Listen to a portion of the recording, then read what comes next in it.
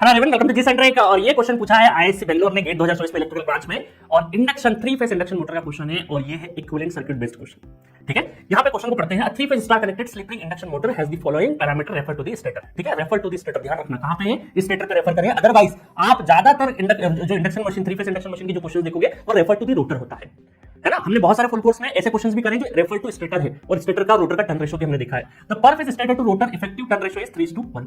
The rotor winding is also star connected. ठीक है, the magnetising reactance and the core loss of the motor can be neglected. जो shunt branch आती है ना, बार-बार magnetising branch, वो और कोर लॉस दोनों के दोनों क्या है, नेग्लिजिबल है। मतलब शंट ब्रांच का कोई भी झंझट नहीं है। To have maximum torque at the starting, मतलब क्या है कि स्टार्टिंग टॉर्क और मैक्सिमम टॉर्क क्या हो जाए, बराबर हो जाए। ठीक है, स्टार्टिंग टॉर्क और मैक्सिमम टॉर्क बराबर हो जाए। द वैल्यू, ये बराबर होने के लिए क्या करना पड़ रहा है, the value of extra resistance in ohm to the rotor side है ना, refer to the rotor side. कहां पे ये refer side, refer to the rotor side, rotor side की बात कर रहे हैं। To be connected in series in each phase of the rotor winding, कि भाई जो स्टार्टिंग टॉर्क और मैक्सिमम टॉर्क को बराबर लाने के लिए, मैक्सिमम टॉर्क को स्टार्टिंग टॉर्क के बराबर लाने के लिए हमें रोटर साइड में एक एक्सटर्नल रेजिस्टेंस पुट करना पड़ेगा, जो कि क्या है, refer to the rotor side है। बाकी पूरा data refer to the stator side दे रखा है। अब आपको वो ओमिक वैल्यू आपको पता करनी है बस। अच्छा, तो यहां पर आप देखो, आप एक बार इक्विवेलेंट सर्किट बनाते हैं हम लोग इसका। तो यहां पर स्टेटर साइड में देखें तो स्टेटर साइड में ये हो गया आरएस। ठीक है भाई साहब, उसके बाद ये हो गया आपका J2। ठीक है, अब रोटर साइड की बात करें तो ये स्टेटर साइड है ना, refer to the stator side 3:1।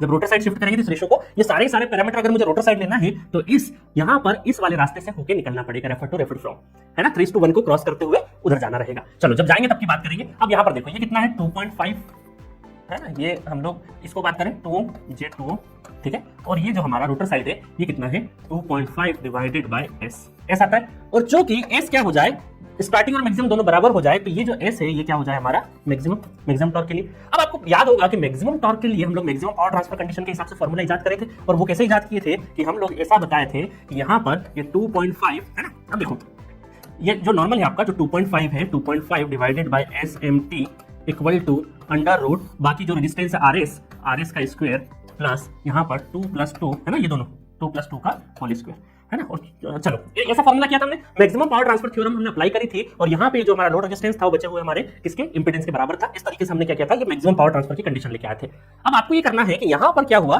कि एक्सटर्नल रेजिस्टेंस जैसे ही पुट किया R एक्सटर्नल, तो ये हमारा जो मैक्सिमम टॉर्क था स्टार्टिंग के बराबर हो गया, और स्टार्टिंग के बराबर हो गया तो जो मैक्सिमम जो स्लिप है जिसके ऊपर, स्लिप क्या है, ये वो स्लिप की वैल्यू जहां पे मैक्सिमम टॉर्क आता है। ये कौन सी स्लिप की वैल्यू, जहां पे मैक्सिमम टॉर्क आता है। अब चूंकि मैक्सिमम टॉर्क स्टार्टिंग पे आ चुका है तो ये स्लिप हो जाएगा, 1 हो जाएगा, क्योंकि स्टार्टिंग में स्लिप क्या होता है, 1 होता है। तो जैसे आपका R एक्सटर्नल हमने लगाया तो यहां पर क्या हो गया, ये SMT की वैल्यू कितनी हो गई, 1 हो गई। तो अब ये हमारा equation 2.5 + R external divided by 1 equal to, है ना। अब देखो यहाँ